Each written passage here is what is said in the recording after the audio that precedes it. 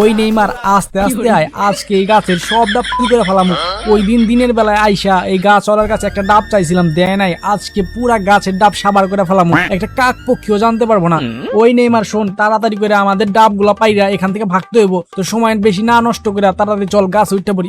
আরে মেসি ভাই, আমার তো একটু শরীর ব্যথা করতেছে, আমি আজকে গাছে উঠতে পারুম না। আর এমনিতেও আমার আজকে সকাল থেকে পাতলা বাহানা হইতেছে, আমি যদি গাছে উঠে আবার পাতলা বাহানা শুরু হয়ে যায় তাইলে তো সবকিছু গড়বড় হয়ে যাবো। ওর থেকে আজকে আপনি ওঠেন, আমি অন্যদিন উঠুম নে।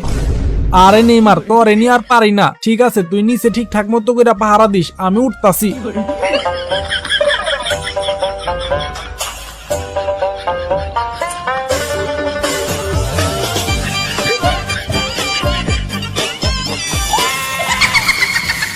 ওই নেইমার, নিচে ডাব পড়ার সাথে সাথে খাওয়া শুরু করে দিস না, নামার পরে দুজন এক লগে খামু।